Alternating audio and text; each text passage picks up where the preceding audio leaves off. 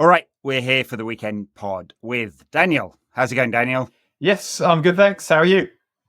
Doing all right. Enjoying the last bit of the summer sunshine, what we have here. Anyway, did not enjoy Manchester United yesterday. Apart from that, all right. I haven't let it ruin my weekend yet. No, I mean, as I had to do today, I had to do F1 followed by the Liverpool game for work. So actually, watching United be is probably the highlight of my weekend. Awesome. But, I mean, there were things to not despise about that performance, I would say, while at the same time, enough things that were wrong with it that make you wonder if this manager's going to make it better enough. Although it will get better over the next few weeks. I do believe that. Will it get good or good enough? Obviously, that feels much more up in the air at best. Yes, I mean, I think I said at the end of last season that he would get a very short honeymoon period this season because people aren't just going to say, okay, clean slate.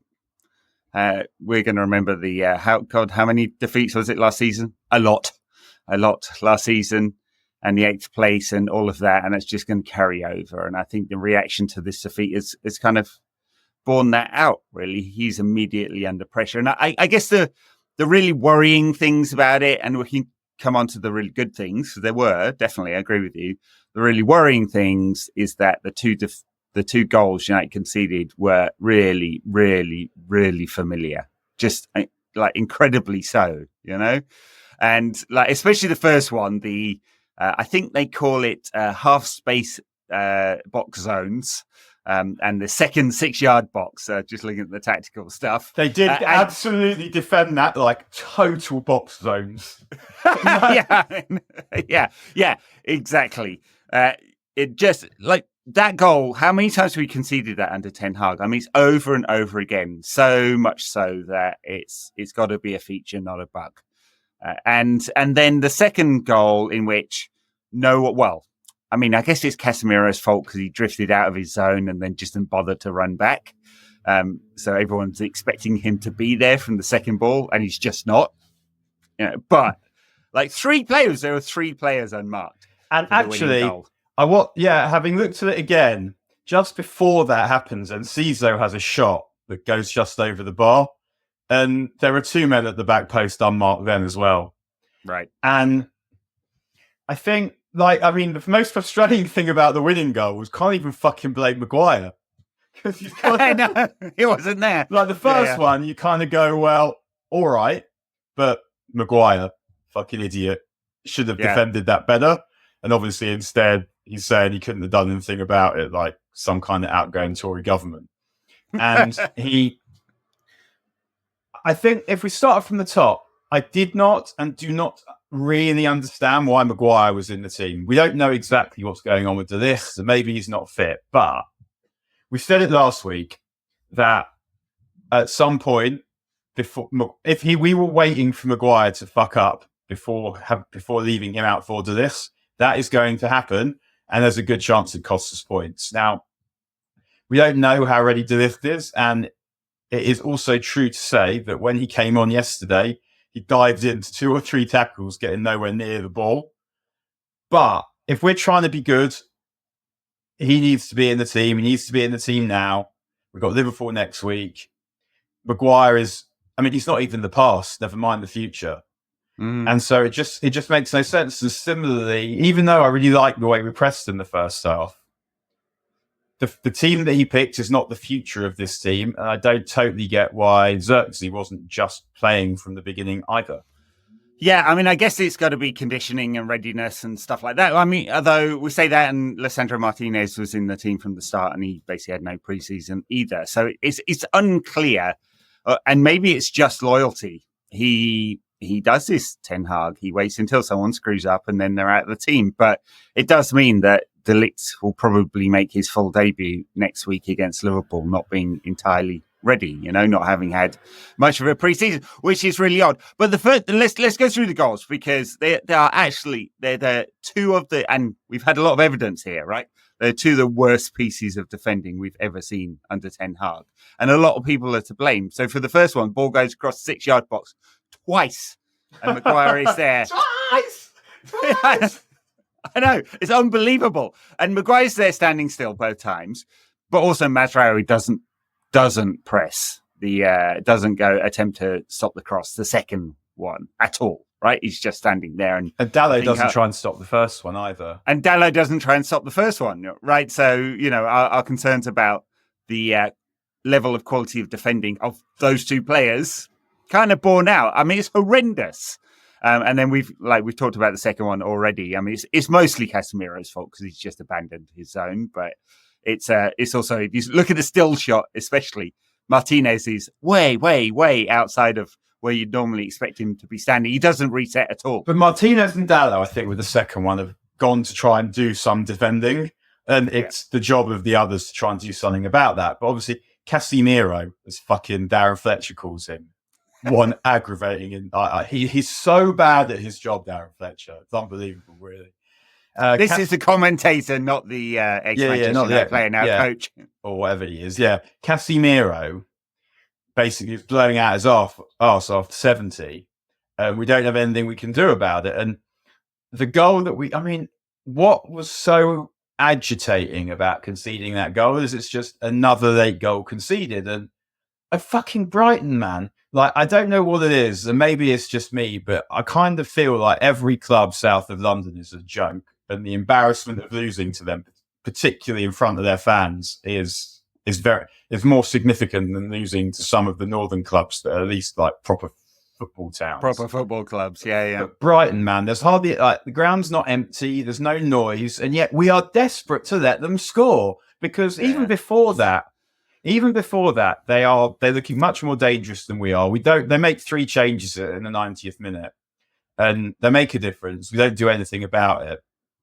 And as I said, like they all like the Enciso shot, they had options before that. And then I was kind of looking up some stats, and luckily Red Marrow is providing them for me. This is since the start of 23-24, United have how many goals quiz time? How many goals do you think United have conceded in the last 10 minutes of games plus injury time since the start of last season? Oh, I was just going to quote the post 90 last 10 plus injury time. I'm going to say 15. No, Edward. 23. Oh my God. Goodness me. Yeah, because it was like a huge number after the 90th minute, wasn't 16 of them were game-changing goals. 9 of them were in injury time. And in total, we dropped 14 points. Wow. In the cup. Okay. No, I haven't finished. Go on. There's more. It's like, was it Jimmy Cricket? Jimmy Cricket used to go, hadn't it? There's more. And then more. So we lost to Copenhagen, conceding 83 and 87. This is because I think that was Lee. And then obviously Coventry, we conceded in the 80th and the 95th, and then almost again in the 120th. And this level of intense, collective, congenital weakness is a problem, and perhaps bringing in Mazraoui into this will stop that from happening. And perhaps Ugarte, who presumably is going to arrive shortly. I mean, I guess we'll discuss again in a bit. We'll discuss him again in a bit. Perhaps they'll stop that happening. But this is a habit, and it's not just even under this manager. It happened a lot under Van Gaal and Mourinho as well, I think, or at least that's how I remember those times when they'd be trying to see out a 1-goal lead and end up jizzing it. But yep. Well, look, with the substitutions. By the way, one more stat while I get to it. I think I'm right in saying this. When United have conceded first, we have won 1 game out of 25 under Ten Hag. Right. So just again, another point to the sort of mental weakness and fragility. Really? Is that Forest? Yeah. You know what? I don't even know what game it is. 2-0 down to Forest, but I would have thought, did we not come from behind against Brentford as well? To win or to draw? I can't Did remember. we win against Brentford? Yeah, but Matee. Was it not 2-1? But maybe it's that one. Anyway, I may be quoting the statistic wrong. Maybe it's more than 1. But it just points to the sort of mental fragility of the team. And we changed out all the players, basically. I mean, he's bought an entire Dutch side. So we can't say it's just the players, although there's obviously something there. He's bought the players that he believes will worked for him. But once again, he made a bunch of very odd substitutions, presumably to see out a draw. And Brighton made a bunch of attacking substitutions to win the game, right? This is a 31-year-old manager who's had like zero time actually managing, who's like, I'm going to gamble. And Ten Hag took off the captain to bring on a player who's leaving this week.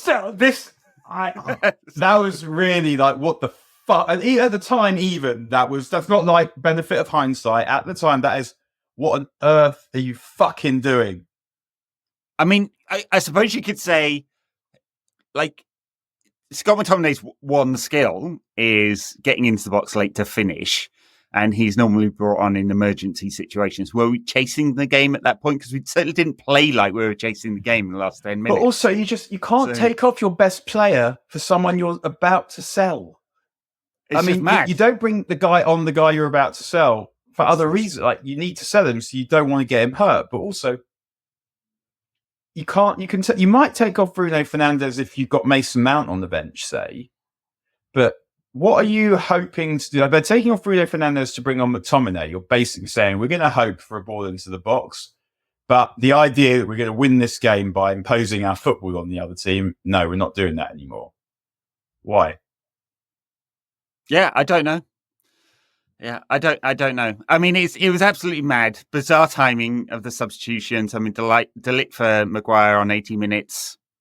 Just give him another 10 minutes, I guess, of minutes. Right, but what's 10 minutes going to get him to? I mean, without knowing the plan, it's kind of hard to say.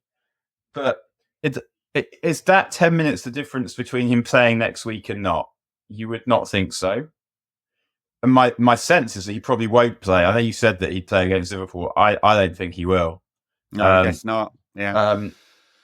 And going back to the other substitutions, I mean, Xerxes for Mount at halftime kind of made sense, right? Because United created one shot on target in that first half. One. I mean, shots on target is not necessarily the best way of describing that, because there was the Mount one. 4 shots. Then. But Ahmad should have scored. Like, the fact that he didn't get it on target doesn't mean there wasn't a good opportunity. And I think the problem with what he did, on telly they were saying he should have gone with his head. But I think that's because he goes with his left foot. Whereas to me, if you go with your right, you've got an extra split second to actually get your foot there, because the ball's got to travel just that little bit further across your body. And then all it needs to do is hit it. Whereas trying to get it with the left, you're trying to sweep it inside the near post from quite close to the near post. And at that point, you've got to deal with direction. And it has to be perfect to go in. Whereas if you hang out a right foot, if it hits the middle of the side of the foot, it's probably going to go in. Thought that was bad decision from Ahmad, but did think that was a good chance. And I thought the way we pressed in the first half was good. I mean, we limited Brighton to very little. In fairness, Brighton were missing some players. Yankuba Minte is a good name to say in a Mancunian accent, though. I tell you, what do these polos taste like? Minte. Yeah, I thought we played quite well in the first half. We do struggle to score, and we can't pretend that isn't the case. And no, and that's why Xerxes came on for Mount, right? The defensive side of the pressing, the winning high balls, the intensity of it, the coordination of it is much better with Mount in the team. Obviously, right? That's his best skill, right? He, like Anthony, all the best statistics about him are defensive.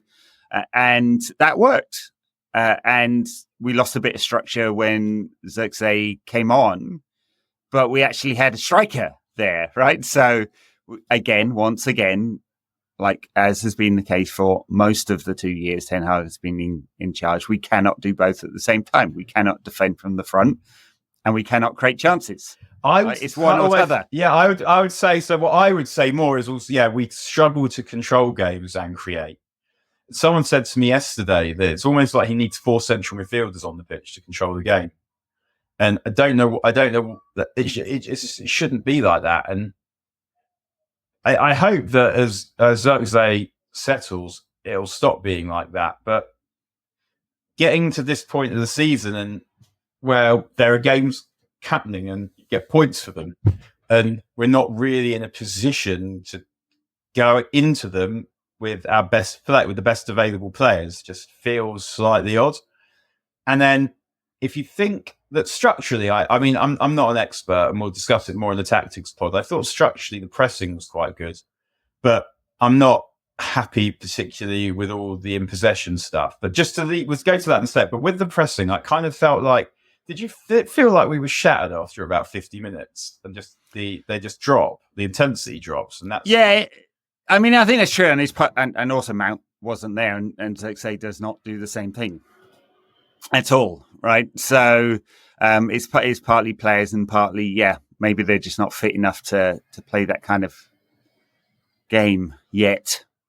And I mean, as Darnish would point out on the tactics pod, which is for Patreon backers at patreon.com/NQAT, we build up in a 3-1-6 formation, and we still play everything in front of the opposing team, right? So that United created 0 chances because it was actually I'd say 0, not 0. Few chances because it was actually quite easy to defend against us. What I did find quite funny was the commentator goes, João Pedro looks like he's got the job of slowing down Harry Maguire, which feels like the easiest money anyone ever earned. Yeah. We haven't talked about United's goal, which was actually well created. Mazraoui playing a ball between the centre-back and the full-back into the channel, and Diallo doing a good job of taking it first time, cutting in and shooting. What I really liked about this goal is when he's on the ball, there's a feint just before he comes inside where he gulls the defender into thinking he's going to go outside, and his movements are so sharp that he's back inside and he's got his shot away really quickly. I thought he was probably our best attacker yesterday, Ahmad. I mean, still, do I think he's good enough to start for a team that challenges for the big pots? I would say he's got a lot of work to do. But at the same time, he's kind of earning the right for an opportunity to try and do it. So we'll see. And I guess the other popped up, although we just criticised him for not getting out to stop the cross before the first goal quick enough, I was kind of watching the game thinking, is Dalot good now? Thought he played pretty well yesterday. And I know the Tal tennis coach will be listening to this going, shut the fuck up. But what I like about Dalot is that he offers you things in quite a lot of different ways. He can play right back and left back. He can take the ball. He can invert. He can take the ball and turn under pressure. He can make third man runs to get into the box as a striker. He can cross. He can get on the end of crosses. He can shoot from outside the box. He can do a lot of things. The thing that we need, and he's physical and he's quick. The thing that we need from him, obviously, is to do all these things consistently, often. But I would say over the last year or so, we've been getting to that point with him. And I thought, apart from that, where he was slow to jump, thought he played well yesterday. Yes, and he put in a fantastic cross with his left foot. For the chance that Ahmad missed. For Ahmad, which was the first time I think I've ever seen him do that, at least of that kind of quality. Yeah. Stuff to praise. We can praise United's structured pressing. We can praise most of the defending in the first half, except for obviously the awful one. I think Ahmad took his goal really well. Mazraoui is so comfortable in possession and coming into midfield to help with that build-up and make the extra attacking man. Obviously, beautiful pass. Dalot's improving.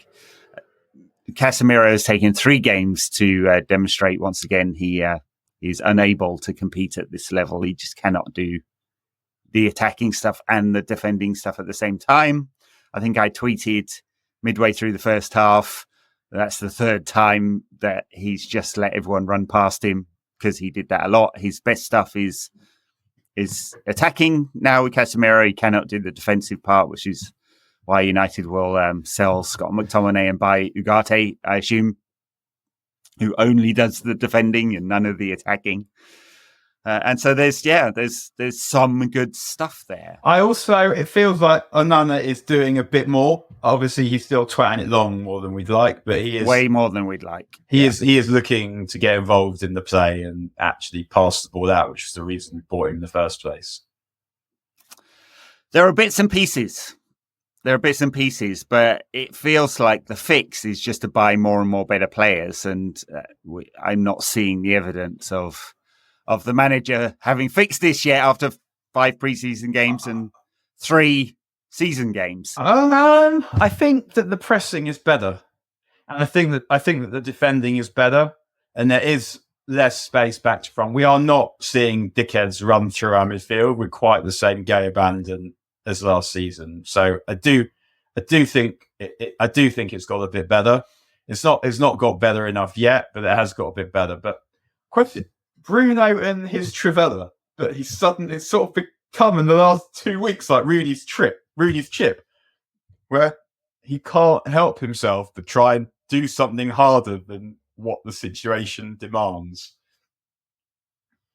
But I hope, he could do with stopping doing that. But I think what we need more of, and I do think they'll get better at it, is they need to play off Zirkzee more. And I don't know what we'll do next weekend, because big club at home is really like Rashford's wheelhouse. That's where he's done his best work. But yeah, it does feel like it's time for Garnacho to come and replace him. I mean, Rashford played out of his arse yesterday. I thought he was all right against Fulham. He's fairly sharp against Fulham and City, actually. But he's not taking the chances he gets, and then there was just almost nothing from him yesterday. So the blind alleys absolutely do my head. And it's the worst of Rashford. It's when he runs down those blind alleys when he is not confident, and you want him to be taking on players and shooting, right? That's the best of Rashford. So the taking on of players is great. It's when he can't complete it that he's confident, when his confidence isn't high and he's not finishing chances. It's 3 seasons into the season. He was good in pre-season. He looked better, but as he should after a summer off and being up to speed fitness wise quite quickly. But I'm worried, and it's hard to justify keeping Garnacho out the side.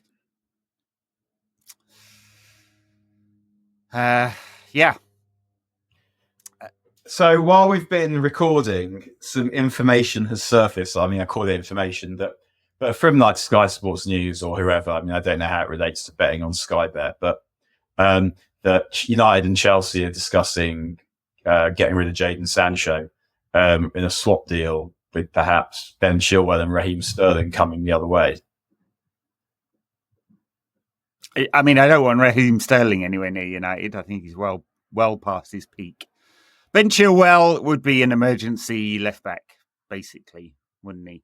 I don't really feel either of those. I'd like a left back, but I don't want a left back who's going to become useless really quickly. Yeah. Well, if Shaw gets fit, he's not in the side. If Malacia gets fit, well, it's competition for the second choice. If Harry Amos develops, I mean, he's not ready yet, but develops in the way we think, we could end up with 4 left backs. Yeah, I guess it feels, you rarely see swap deals because they rarely work. Yeah. But I guess United would love to get rid of Sancho. I can't see why Chelsea would want him. They've got 1 million wingers. Yeah, they've got so many, I can't keep up with how many they've got. I guess João Felix is playing in that left-hand side at the moment, no? Yeah, but they've got Madueke, Cole Palmer plays off the flank. I can't even remember how many other players they've got, but they do have some other ones. Yeah, well, Madueke obviously scored the hat-trick today. Cole Palmer played a bit more central alongside the racist. They've got to find somewhere for Nkunku. They've got to find somewhere for Nicholas Jackson. They've got Mudryk. Yeah. Oh, yeah. Well, of course, Mudryk started today after Enzo Maresca was rather less than polite about him in midweek. I'm not sure Jadon Sancho is going to be able to take that kind of direct in the public criticism. It's quite weird behaviour for Maresca. It's like, the fuck are you, man? I know. Yeah, he hasn't got the bank of credit to do that. You just managed that. You got promoted a team that should never have gone down in the first place, and had by far the best players in the league. You got them promoted. Why are you suddenly cunting off professionals? I don't understand why you would do that. It's not a show of strength, it's a show of weakness. Yeah, I suspect that is why. Anyway, yeah, that swap, if it's mooted, seems a little odd to me. I mean, especially since Raheem Sterling got massive wages, 17 million a year. He'd be amongst United's top earners. Seems mad. But yes, they will look. I mean, with Sancho, anything above 30 million is effectively a profit. And you'd want to get his wages off the books. I mean, he is a massive PSR hit, and also just pointless. Was he even in the squad yesterday? I didn't even notice. No, he wasn't. No, he wasn't. Right. So his mystery illness is continuing to keep him out. Yeah. I mean, I'd have a bunch of problems. Some of it will be solved in the next week. At least a defensive midfielder will solve a lot of problems. I'm trying to think if there's anyone I'd take off Chelsea, like actually want to take, who they're not. Would I take maybe Chuck Wimeka? Maybe. I wouldn't mind having a look at him. Just when I think what's missing, like a bit of physical presence in midfield, I'd be not uninterested to see him, I guess. Yeah, I know, but I mean, he's really hard to move on because he's on a massive wages as well, right? You take Cole Palmer in a heartbeat, but it's one of the ones they won't sell amongst the 20 who are currently banished. Yeah. So okay. I guess we've run out of things to talk about the Brighton game. Shall we talk about Scott McTominay briefly? Because, one thing I would like to say is, like, yeah, we do need, like, first of all, I feel like Martinez, I don't know if he's rusty because he hasn't had a lot of time off, but he's another one who's diving into things and needs to relax, I think. And you could see when he played with De Ligt that them both diving in for stuff could be a problem.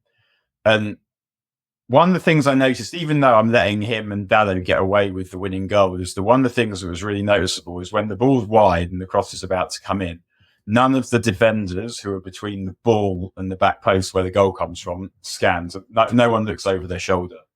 And just it's such basic behaviour that it's quite hard to blame the manager for that, because obviously, like, the players are his players, but they should know what to do when that happens, and it appears that they don't. And the other point I make is Xerxes, who was he sort of playing on the left almost with Rashford in the middle some of the time, which seemed a bit odd.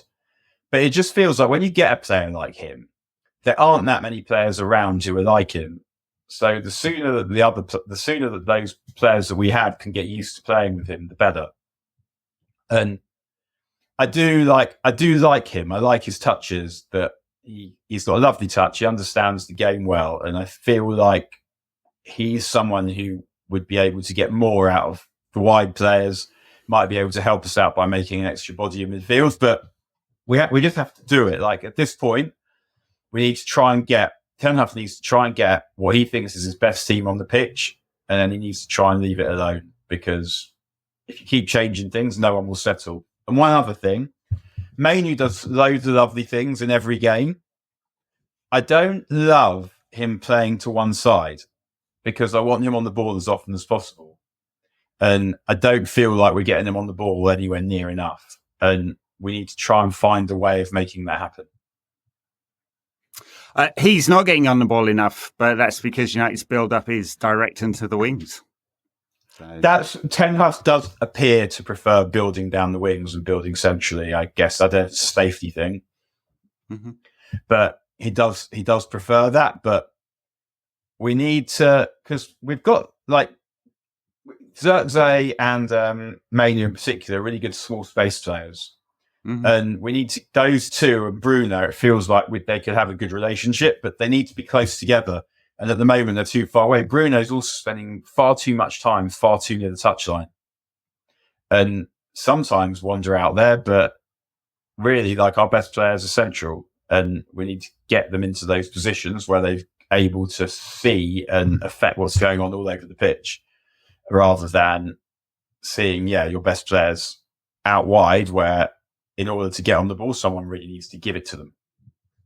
Yeah, I was just looking at Bruno's average touch map. It is skewed left, shall we say. I mean, I think as we were saying earlier, the structure was getting better. I don't like how United build up. They have no control. They go direct all of the time, very often. It is, if you look at the pass map, it's skewed left.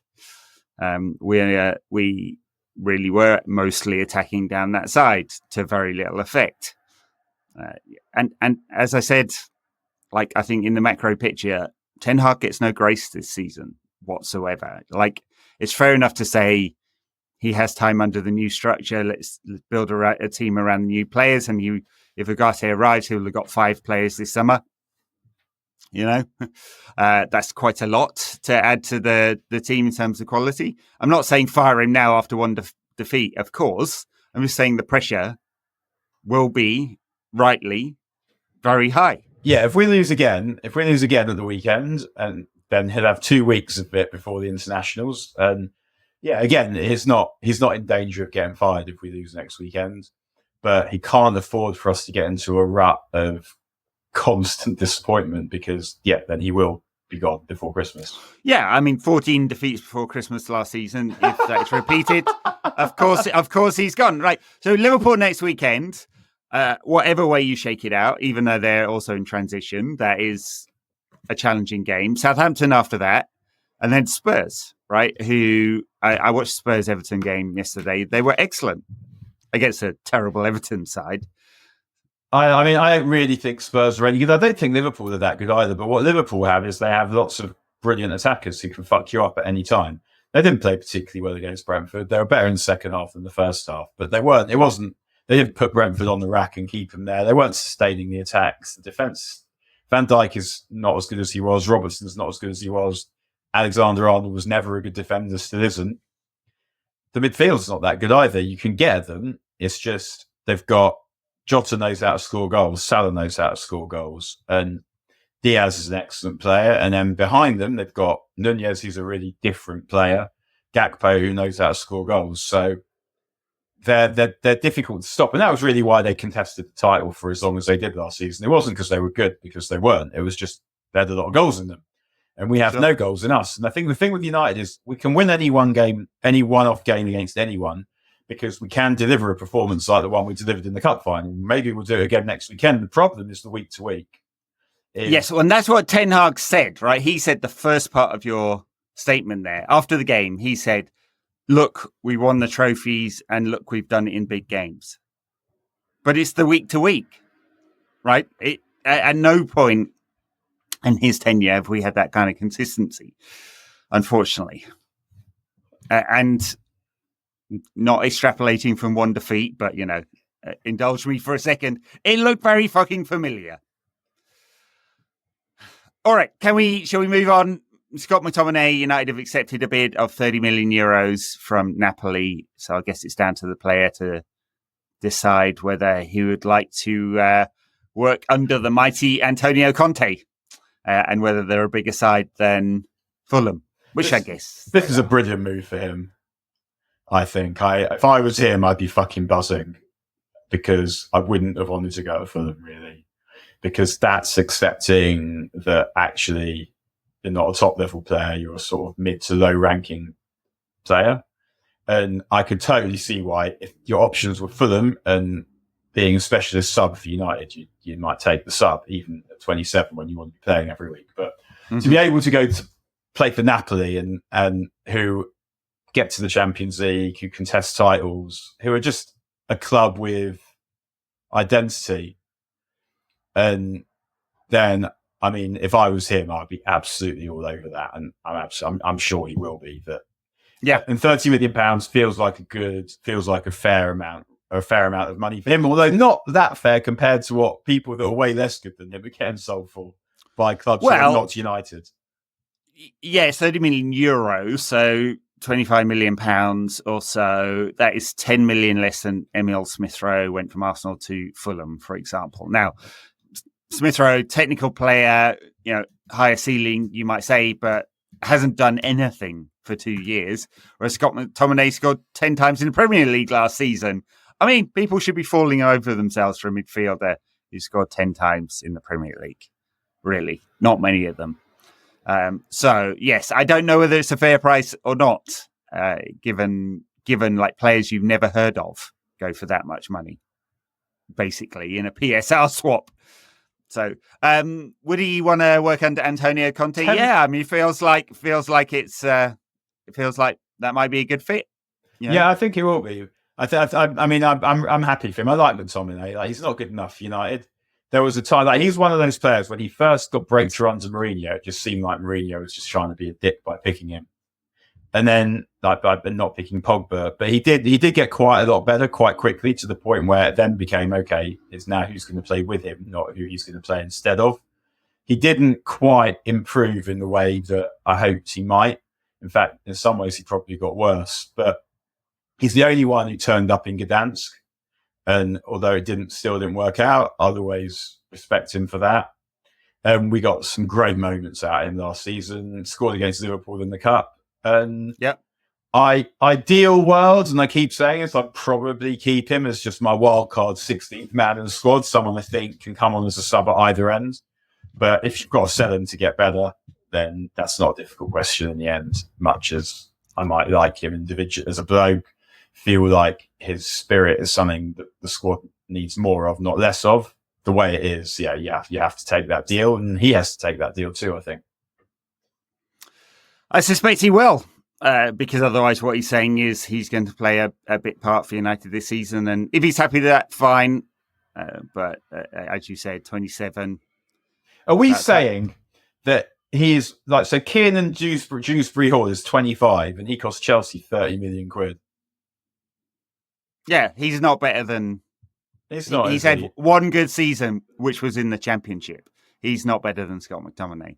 Scott McTominay, very limited, but he does one thing very, very well, and name the quite an important thing in the context scoring of goals. Football.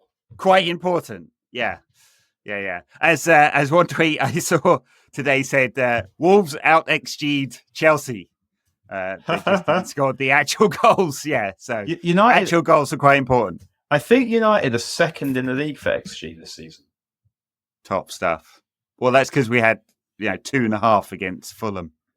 Right. I mean, we lost the XG to Brighton, but I mean, it doesn't really matter, obviously, but their goals were both tap-ins. So I don't think it actually reflects the balance of the game in that sense, just that their goals were easy. Not easily constructed or anything, just the way that the finishes came about. They were tap-ins. Both high XG. United had a 0.72 XG chance, which was Garnacho's that he fluffed against Fulham, which juiced that somewhat. Yeah. All right, so McTominay leaves, and presumably they do the deal for Ugarte now because they can afford him, whatever financial structure it is, whether it's with an obligation or whatever. I thought that they could afford Ugarte already. The argument is over how much he's going to cost. And obviously this deal helps United in general, but I don't think this deal is the difference between signing Ugarte or not signing him. It's what they're trying to work out with Ugarte is try and agree a price that doesn't piss anyone off too much. I mean, the thing with buying players who are on high wages, on very high fees, who may not be good enough, is that you want to replace them again in a year or two. Okay, and that might be the case with Ugarte. Well, it's going to be the case with Ugarte, but that's not a problem, I don't think. In that, I'm sure that we're going to go again in this position. I mean, we need two players for this position already to not have to play Casemiro if we don't want to. It's not. But I think the point with Ugarte is he's a particular kind of player, and there aren't that many players around who would like him. So even when, let's say we go and buy someone else, or let's say Collier turns out to be ready next summer and he takes the spot, you're still happy to have Ugarte because you need more than one player. Ugarte is someone you bring on in specific circumstances. You might bring on, because he's someone you can bring on if you're trying to see out a game, but also if you're really trying to press high, he's really good at that as well. So Ugarte gives you options, and I don't think it's a problem being stuck with him because you're going to need more than one player for his position anyway. So you sign someone who's better than him. You have the person who's better than him, but you still have him who's also useful to you. It's not someone, I don't think, like, say, McT or this age Casemiro, who just isn't good enough for what you need and is causing you problems. Yeah, well, I mean, and I don't think we have a sense of, I guess we have a sense of the fee, and they're arguing between 50 and 60 million euros. The other side of that, of course, is the wages. I'm not sure whether he's on a massive wage or not, but that has been part of the problem with United offloading players, right? Especially with Sancho, right? He's on a massive wage alongside the massive fee. It's the double whammy mistake that United have made too much over the last 10 years. So does this give us a better balance in the squad? Yeah, maybe. I mean, Ugarte's I guess if you're not building up centrally, which United just don't very often, he's the player who will cover the space, who wins duels, massive amount of duels, eats up space pretty well, won't get much of the ball, carries it forward as well. No, but he carries it. He's quite good. He's quite a good carry, and he's got good feet. So I think another way you might look at Ugarte, and I'm not in a position to say, it's just the way he played at Sporting was different to the way he played at Paris. I don't really see him play for Sporting, so I can't really say all that much about whether it's the case or not. But I think the idea with Ugarte is that he's a really talented player they think, or it is thought, some at least think, with elite potential, who's had a bad year, who's lost his way a bit, rather than we're signing someone who's not good enough for Paris. It's more that they don't press high, do they, Paris? Given the players that they've had, they're not looking to step on to the opposition. They hadn't been, yeah. So that may change now. And they've also got, if you look at who they've got in midfield, they've got Vitinha, who is more the kind of player they want. Zai Emery, so I don't have a. And João Neves, who's I didn't see it, who's apparently excellent for the first. He's of the season, yeah. Yeah, he's an excellent player. I mean, from what I've seen of him, it's so I don't mind the Ugarte signing, given that there aren't other options, and we will need someone else, whether it's Collier, who just Wenger called it internal something or other, internal solutions. Whether there's an internal solution, or whether you have to go and say, well, who are we going to buy now? And then you spaff all of next year's budget on that player. That's fine, because Ugarte is still a player that you want to have in your squad. I mean, look who, think at Liverpool, for example, when they were good under Klopp, and the midfield was Wijnaldum, Fabinho and Henderson, but they still had Milner, who was someone that they knew they could pick in any game. If the team is still good, then Milner will be able to do a job. And United currently, they don't have the right players in, but they also don't have the players they can then bring in to come and do a job. And the thing with Ugarte will also be, it'll be the same again. Like, has he had a pre-season? Is he fit? And we're going to have to wait until November, basically, or whatever, until we're starting to see what this team's meant to look like. Yeah, well, he's been completely frozen out of the PSG side for the first 2 weeks of the season. I don't know whether he played in pre-season or not, actually. But yeah, I mean, Enrique at PSG, Borja Neves, because he wants a deep-lying playmaker, basically. Ten Hag at United does not want that, quite clearly, and wants a more functional player in there who can win duels and win back the ball, which Ugarte will do. And he's right. I mean, you can't have Bruno and Mainu and not the other guy not be physical. Yeah. It has to be someone who's physical. And so I totally see that. And I mean, João Neves, I wonder if he's sort of, in some ways, a more physical version of Mainu. I don't think he's got the same beautiful weight of pass and quite the same imagination, but he's a not dissimilar player who's a bit strong, a bit bigger, a bit stronger, a bit more physical. And perhaps Mainu will fill out. But I feel like when Bruno moves on, the player that you bring in to replace Bruno won't be a player like Bruno. It'll be someone more physical. Yeah. Mainu's an interesting one, isn't he? Because I don't know. I see signs of fatigue there. He played constantly from October right through the summer. And then or maybe it's just he's not quite ready. He had his 3 weeks off and then he hasn't had a pre-season, right? So his pre-season were the games as soon as they started. But I don't know. He seems a little bit tired to me. Maybe Ugarte coming in allows Casemiro to play as the more attacking of that pair in midfield. And that's where we get the best of him. Or maybe in the last week of the summer, they move Casemiro on. It seems unlikely. That's unlikely. But what Casemiro, if we get Ugarte, what Casemiro gives us is it means you can then rest Mainu. Yeah, exactly. Casemiro can play that position. He can also play in a double pivot with Ugarte if necessary, and gives you a bit more flexibility. And I guess in the end, they know they need a midfield player. They know they need a physical midfield player, and Ugarte is what they've come back with. And I mean, I saw someone saying on Twitter that they wondered if it was just a data signing because Ugarte's data does look excellent. And I also think that they're not totally convinced by Ugarte themselves, because if they were, they'd probably have paid the money. They paid the money for Euro because they're convinced that he has what it takes to be the best. They won't pay the same for Ugarte. I mean, partly it's the selling conditions, obviously, that Paris just want to get rid and there's no competition.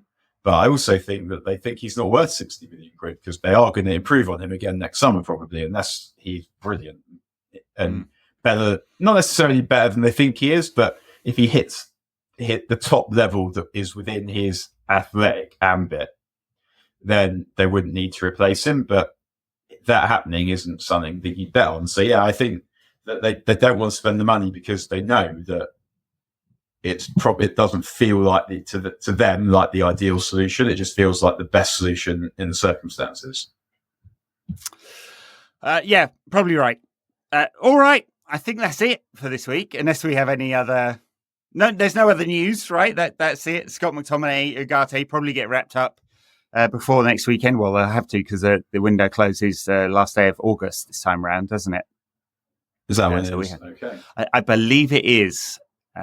Yeah. No midweek game. Scousers next weekend. Then the midweek break. Then Southampton. Then Spurs. Interesting period, isn't it? Up to the end of September. Oh, by the way, we get the Europa League draw on Thursday, I think, 29th. So we will get, God knows how many teams. It's what, 36 teams, I think, in this Swiss league. And then we get to play 8 games on a seeded basis.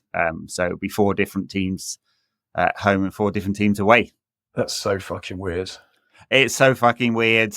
It's quite difficult not to get through as well. Honestly, United have to be terrible. I think we'll win this competition. I mean, we should have won it. We won it once. We should have won it under Ole twice. We should have won it both years under Ole. Some of the best football we played actually under Ole, and have played since Fergie, I thought, was in the first half of that game against Sevilla that we lose in the end with some of the classic consecutive error defending. But yeah, we should have won that competition twice. And there's very rarely anyone good in it. So yeah, I think we could win that competition. As you say, it won't be very difficult to get out of the group. It is some of the worst football you'll ever watch, and yet not having it is fucking depressing. Like everyone else having midweek games, United hardly playing between August and December is just grim. It would be grim. So Thursday nights on TNT Sports, we'll get to enjoy. Very good. All right, we'll leave it there. Thanks, Daniel. Thanks, everyone, for listening. We'll be back shortly. Bye now.